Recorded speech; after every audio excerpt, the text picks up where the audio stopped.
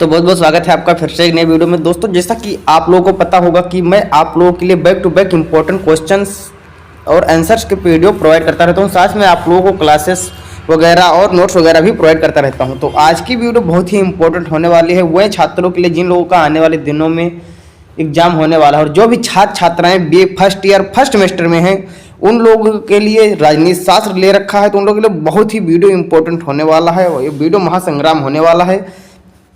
आप लोग को यहाँ से पूरा एकदम तैयार कर लेना है और सभी क्वेश्चन यहीं से बनने वाले हैं। आप लोग को 100% मैं लिख कर दे रहा हूँ और ये पूरा कंक्लूजन करके लिखा गया है। पूरा एकदम से जितने भी मॉडल पेपर हैं 3-4 मॉडल पेपर को हल करके यहाँ पर क्वेश्चंस प्रोवाइड किए गए हैं। और ये सब क्वेश्चन जो प्रोवाइड किए गए हैं ये सभी क्वेश्चंस रिपीटेड क्वेश्चन है, यानी कि हर एक एग्जाम पेपर में 2-2 3-3 बार पूछा गया है, यानी कि अलग अलग यूनिवर्सिटियों में। तो इसके लिए ये क्वेश्चंस बहुत ही इंपॉर्टेंट है। एक भाई का कमेंट भी आया था कि please sir important question provide कर दीजिए।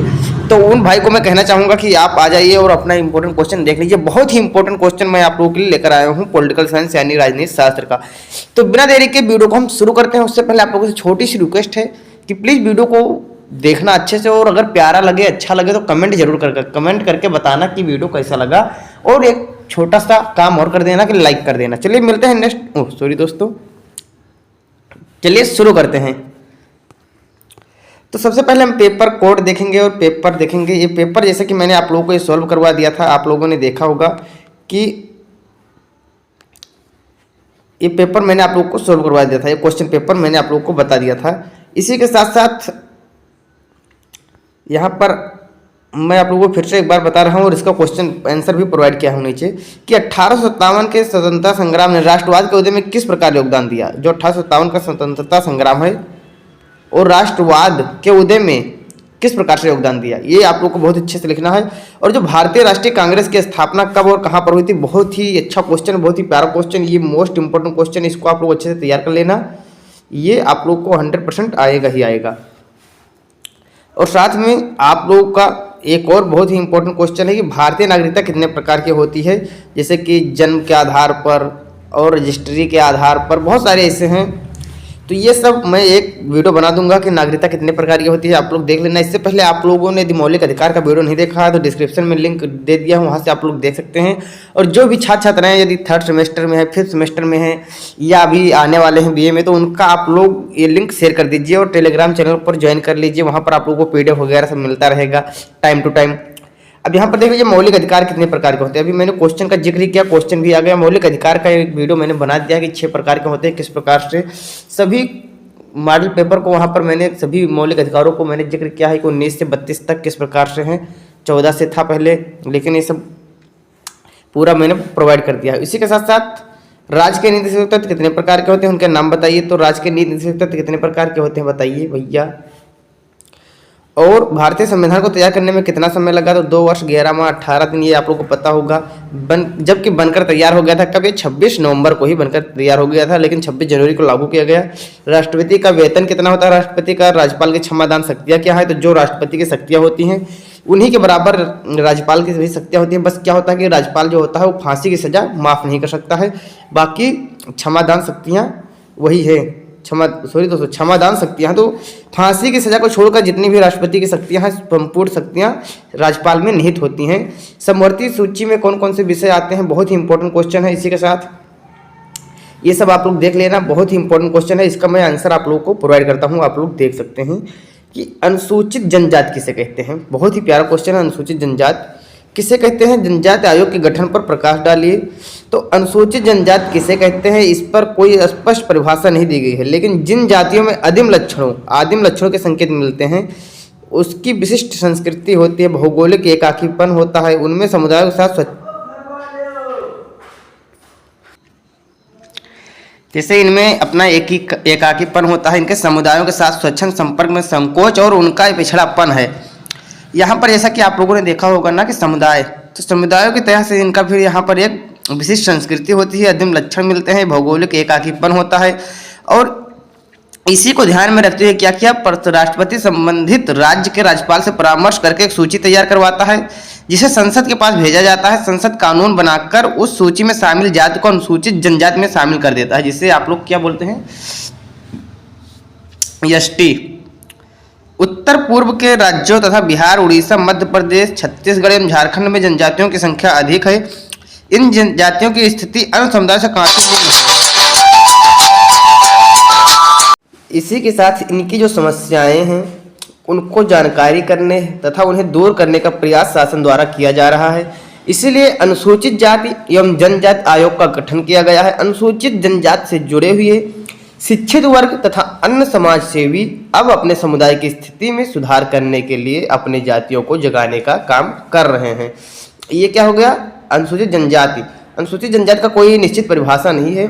और अनुसूचित जनजाति एवं जनजाति आयोग ये क्या होता है कि 65वें संवैधानिक संशोधन के द्वारा, यानी कि 65वें कॉन्स्टिट्यूशन अमेंडमेंट के द्वारा 1990 में अनुसूचित जातियों एवं जनजातियों के कल्याण के लिए एक आयोग का गठन किया गया। इसके पहले इन जातियों के कल्याण के लिए एक अधिकारी होता था। अनुसूचित जाति एवं जनजाति आयोग के अध्यक्ष की नियुक्ति राष्ट्रपति करता है। किसका? आवश्यकता अनुसार आयोग में क्रिप्स मिशन की विवेचना कीजिए। बहुत ही इंपॉर्टेंट क्वेश्चन है। क्रिप्स मिशन बहुत ही ज़्यादा पूछा जाता है। क्रिप्स मिशन पूछा था कि भारत कब आया था और क्रिप्स मिशन के पहले कौन कौन से मिशन, जैसे मतलब कौन कौन सी कंपनी आई थी। तो क्रिप्स मिशन के बारे में थोड़ा सा देख लेते हैं कि द्वितीय विश्व युद्ध के बाद समय जापान की सेना मित्र राज्यों पर विजय प्राप्त करने की तरफ बढ़ रही थी। ब्रिटेन सहित मित्र राज्यों की स्थिति दिन प्रतिदिन बिगड़ती जा रही थी। ऐसी स्थिति में ब्रिटेन की चर्चिल सरकार ने भारतीय नीति में परिवर्तन लाने के लिए दबाव बनाना शुरू कर दिया। ब्रिटिश प्रधानमंत्री चर्चिल ने भारतीय राजनीतिक गतिरोध को दूर करने के लिए 11 मार्च 1942 में ब्रिटिश कॉमन्स सभा में घोषणा की कि वह सर स्टैफोर्ड है, लेकिन स्टैफोर्ड क्रिप्स को भारत भेज रहे हैं। और जो इसका अध्यक्ष था वो आप लोगों को पता होना चाहिए कौन था? सर स्टैफोर्ड क्रिप्स थे। इन्हीं थे क्रिप्स मिशन के अध्यक्ष। और एक कब हुआ था? जब द्वितीय विश्व युद्ध का चल रहा था। द्वितीय विश्व युद्ध जब जापान में हो रहा था तब। और कौन? ब्रिटिश सरकार ने। मजदूर दल के नेता क्रिप्स इससे पहले सोवियत संघ और ब्रिटेन के मध्य एक संधि कराकर प्रशंसा प्राप्त कर चुके थे तथा 2 बार भारत आ चुके थे। इसलिए भारतीयों को उनसे बड़ी आशाएं थीं। 22 मार्च 1942 को मिशन क्रिप्स दिल्ली आए और अपने 20 दिन के भारत प्रवास में कांग्रेस, मुस्लिम लीग, हिंदू महासभा, उदारवादी दलित वर्ग और देशी रियासतों के प्रतिनिधियों से भेंट की। इसके बाद ब्रिटिश सरकार की तरफ से भारत के राजनीतिक गतिरोध को दूर करने के लिए कुछ प्रस्ताव रखे, जिन्हें क्रिप्स प्रस्ताव या क्रिप्स योजना कहा जाता है। क्रिप्स योजना में 2 प्रकार के प्रस्ताव दिए गए। कौन कौन से? युद्ध के बाद लागू होने प्रस्ताव और तत्काल लागू होने वाले प्रस्ताव। तो ये आप लोग देख लेना, PDF आप लोगों को टेलीग्राम पर मिल जाएगा। बहुत ही इंपॉर्टेंट है। अब आप लोगों को सबसे ज़्यादा पूछे जाने वाला क्वेश्चन है कि भारतीय संविधान में वर्णित मूल कर्तव्य बताइए। जो मूल कर्तव्य क्या है? जो 10 मूल कर्तव्य बताए गए हैं कौन कौन से हैं कि मूल संविधान में भारतीय नागरिकों के लिए कर्तव्य नहीं बताए गए थे। सन 1976 में 42वें संविधान संशोधन के द्वारा भाग 4 अनुच्छेद 51 के अंतर्गत 51 का जोड़ा गया, लेकिन इसे भाग 3 में दिए गए मूल अधिकारों के साथ पढ़ा जाता है। भारतीय नागरिकों के लिए जो 10 मूल कर्तव्य बताए गए हैं वे निम्न हैं। सबसे पहला है जो संविधान, राष्ट्रध्वज एवं राष्ट्रगान का सभी नागरिक सम्मान करेंगे। संविधान का, राष्ट्रध्वज का एवं राष्ट्रगान का सभी नागरिक जो है वो उनका सम्मान करेंगे जरूर से। ये सबके लिए मूल कर्तव्य बताया गया है। प्रत्येक नागरिक स्वतंत्रता संग्राम के पावन आदर्शों का अनुसरण करेंगे। सभी नागरिक भारत की संप्रभुता, एकता और अखंडता को प्रोत्साहन देंगे।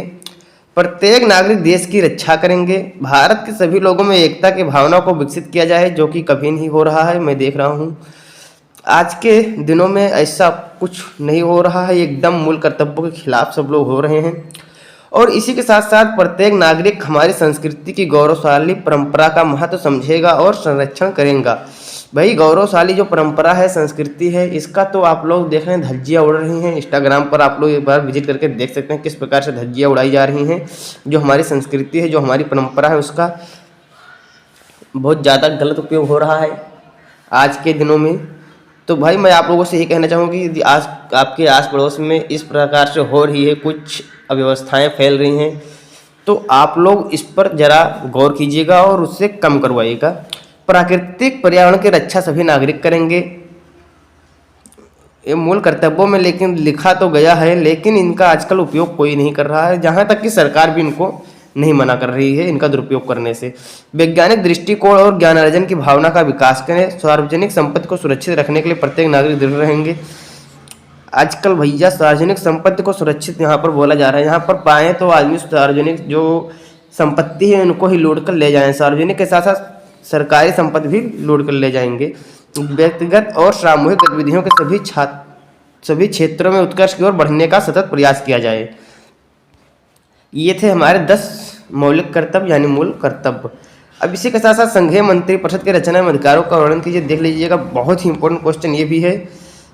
मंत्रिपरिषद के कार्य देख लीजिए, कार्य बहुत ज़्यादा पूछा जाता है, तो ये आप लोग एक बार देख लेना कि कार्यपालिका शक्तियाँ होती हैं जो देश की नीतियों को निर्धारित करना, विदेशी नीति पर नियंत्रण, पदाधिकारियों की नियुक्ति करना। इसी के साथ साथ विधायी शक्तियाँ होती हैं यानी कि जो कानूनी शक्तियाँ होती हैं। वित्तीय शक्तियाँ यानी कि जो फाइनेंशियल होता है, देश के बजट वगैरह, ये होता है वित्तीय शक्तियाँ। फिर न्यायिक और अन्य शक्तियाँ यानी कि जुडिशरी से रिलेटेड शक्तियाँ होती हैं। न्यायिक पुनर्विलोकन क्या है? तो वह शक्ति जिसके द्वारा न्यायालय व्यवस्थापिका द्वारा निर्मित कानूनों तथा कार्यपालिका के आदेशों की जांच कर सकते हैं। यदि वह कानून अथवा आदेश संविधान के विरुद्ध हो तो उनको असंवैधानिक एवं अवैध घोषित करते हैं। कर्विन के अनुसार न्यायिक पुनर्विलोकन का अर्थ उस शक्ति से है जो उन्हें अपने न्याय क्षेत्र के द्वारा ना मिल पाए और उनसे फिर से वो चर्चा करे उस पर। उच्च न्यायालय के गठन एवं क्षेत्राधिकार का वर्णन कीजिए। ये आप लोगों को देख लेना, बहुत ही महत्वपूर्ण ये भी क्वेश्चन है। गठन देख लीजिए यहाँ पर कि गठन क्या होता है कि प्रत्येक उच्च न्यायालय का गठन एक मुख्य न्यायाधीश तथा अन्य न्यायाधीशों से होगा। न्यायाधीशों की संख्या का निर्धारण समय समय पर राष्ट्रपति करेगा। इस समय इलाहाबाद उच्च न्यायालय में 58 न्यायाधीश हैं। न्यायाधीशों की योग्यताएं क्या होनी चाहिए? अनुच्छेद 217 में न्यायाधीशों के लिए निम्न योग्यताएं निर्धारित की गई हैं।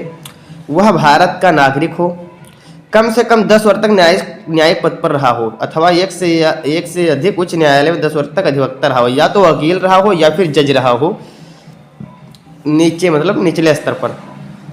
उसकी आयु 62 वर्ष से कम ना हो। उसकी आयु जो है 62 वर्ष से कम ना हो, 62 वर्ष से अधिक ही होनी चाहिए। न्यायाधीशों की नियुक्ति कैसी होती है? तो उच्च न्यायालय के मुख्य न्यायाधीश की नियुक्ति राष्ट्रपति सर्वोच्च न्यायालय के मुख्य न्यायाधीश और संबंधित राज्य के राज्यपाल से परामर्श करके करता है। अन्य न्यायाधीशों की नियुक्ति करते समय राष्ट्रपति उपयुक्त के अतिरिक्त संबंधित उच्च न्यायालय के मुख्य न्यायाधीश की नियुक्ति करते समय राष्ट्रपति प्रायः वरिष्ठता के सिद्धांत को अपनाता है। सबसे पहले क्या होता है? शपथ ग्रहण। शपथ ग्रहण में उच्च न्यायालय के न्यायाधीश को पदभार ग्रहण करने के पूर्व राज्यपाल के समक्ष पद एवं गोपनीयता की शपथ ग्रहण करनी होती है। उसी के साथ साथ कार्यकाल। उच्च न्यायालय के न्यायाधीश 62 वर्ष की आयु तक अपने पद पर बने रह सकते हैं, परंतु इसके पूर्व भी वह राष्ट्रपति को अपना त्यागपत्र सौंप सकते हैं।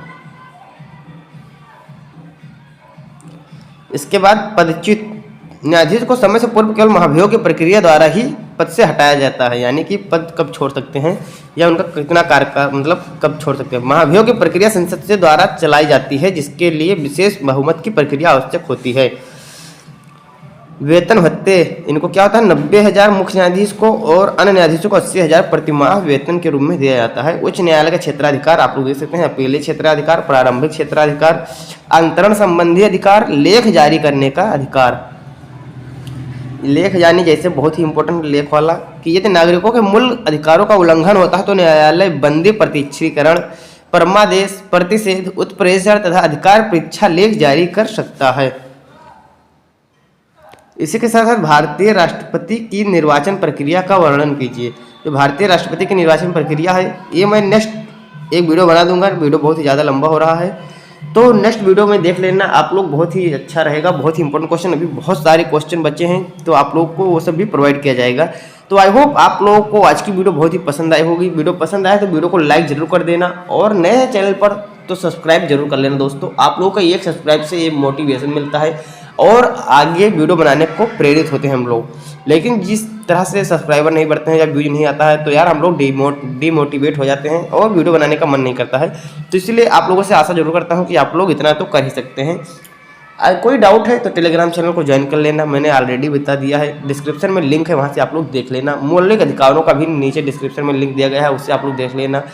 तो आई होप आप लोगों को समझ में आ गया होगा। चलिए मिलते हैं नेक्स्ट वीडियो में, तब तक के लिए जय हिंद। जय भारत।